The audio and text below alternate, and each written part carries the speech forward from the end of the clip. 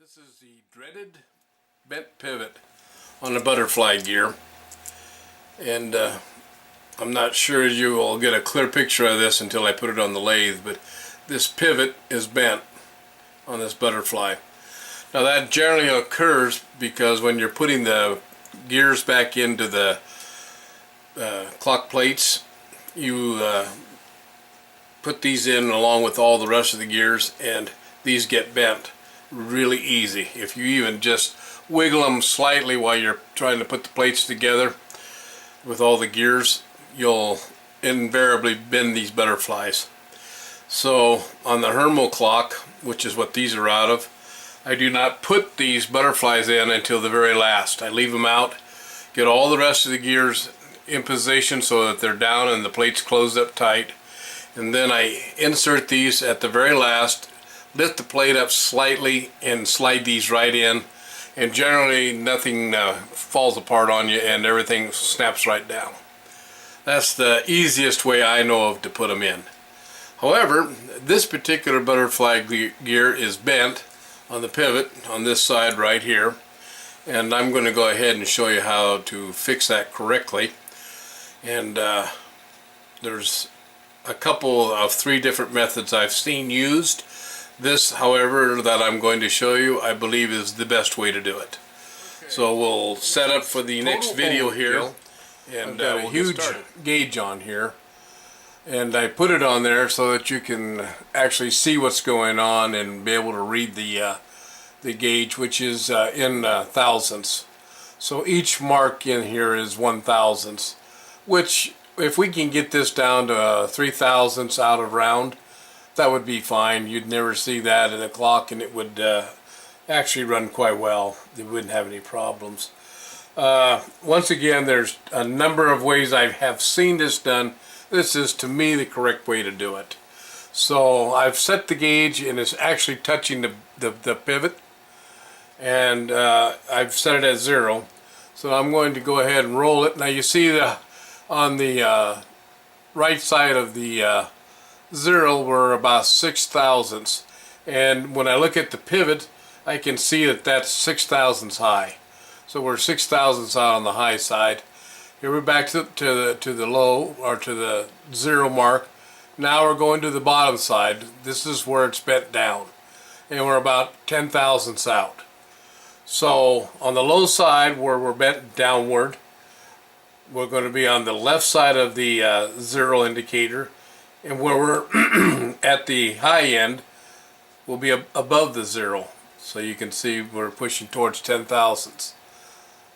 We're down on the 90 or 10/1000ths below. So we can just watch the gauge moving.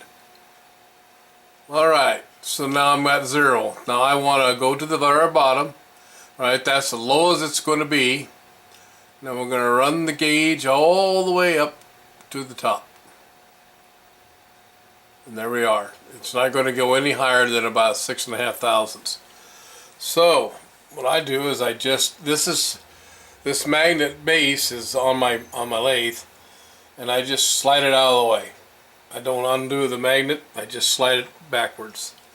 I know that I'm at the top side, so I want to drop that pivot down. Now pivots have spring to them, so when I slightly tap on this and drop that pivot down straight, it's still going to spring back. So we have to kind of go beyond 0, or beyond the normal, and I just moved it a little bit. Okay, I just tapped it really light. In fact, I'm going to get this gauge out of here just a little further. I can see it's high. I have this, now this is brass, by the way, brass pin. I don't want to put anything harder on there. You don't want to put steel on steel because you'll mar the pivot, and then you'll spend more time polishing the pivot out, and you'll end up probably just cutting it off and re-pivot. So if we can help get around that, here we go. We're going to lower that pivot down a little bit.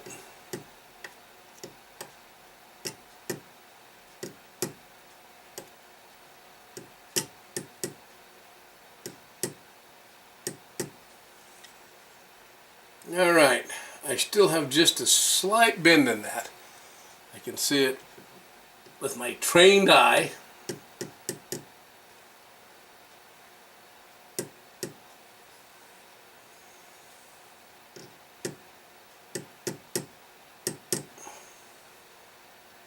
Okay. And I can see we still have just a little wobble. So let's see how much we got. So let's go back over. Now we're going to go ahead and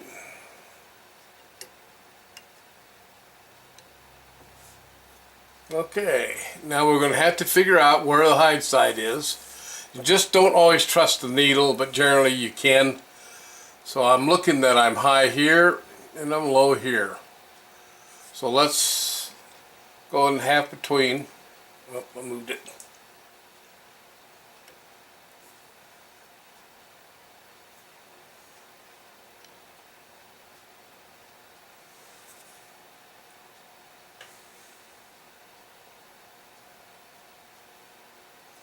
Okay, I'm going to say that that's the low side, so I'm going to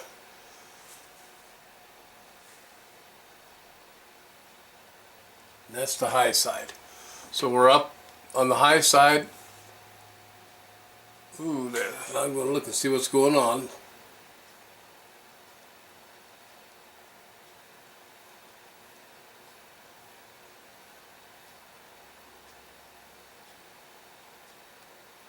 Okay, we're at the low. I want the low on the bottom, on the left side of the zero. Okay, so we're 1, 2, 3 thousandths out on the top side, and we're still 5 thousandths low on the low side. So we're going to go back to the very top, and that would be the high.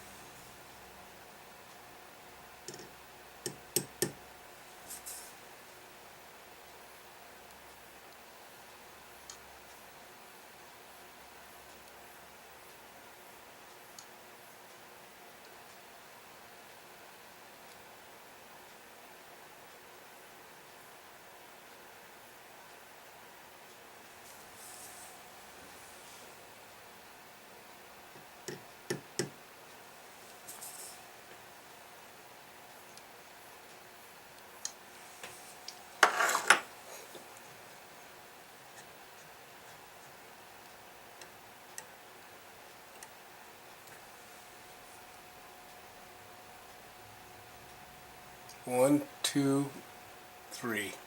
We're 3 thousandths out. And at 3 thousandths, you can barely see that move. I can actually polish that out.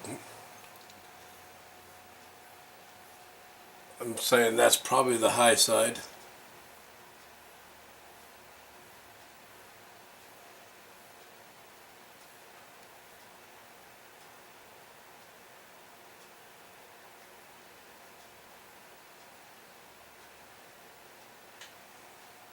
We're 3 thousandths out, so I don't think I can probably do much better.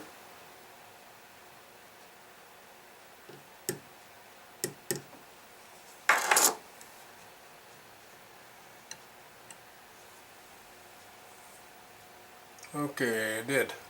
We're half thousandths out. Okay, now we have a cleaned up. So I used the brass rod, used it to go ahead and clean up that bend, and we now got the bend corrected, and we can spin that and you won't see, other than light reflection makes it look maybe like it's bent, but it's no longer bent.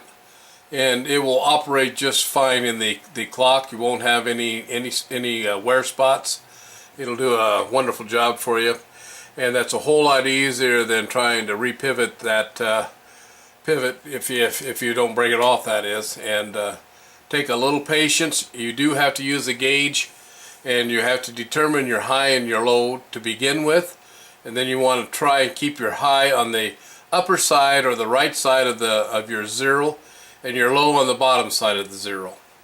And that way you don't mix up what is high and low, because if you can't see what you're tapping on, you might tap it low further than, because you would be on the wrong side. So if that makes sense. This is the piece that I pulled out of it. It just snaps up underneath this spring here, and I'll go ahead and I'll turn this lathe on and I'll polish that up just a little bit with some fine emery like this. I'll just come in here and give that a quick little polish. Make sure I don't have any dings on that pivot, and that's the end of the video, I guess. I hope that's educational. It's the best way to straighten your pivots that get bent like that. I've seen them use a piece of pivot wire that's got a hole in it, and you stick the pivot wire on there, and then you push down on the rod, and I don't like that. You have no control of what you're doing here. If it's stuck through there, your leverage is out here, and that's way too much leverage to be playing with. So do it my way, and you'll get that pivot straight every time. Thanks for watching, and you have a nice day.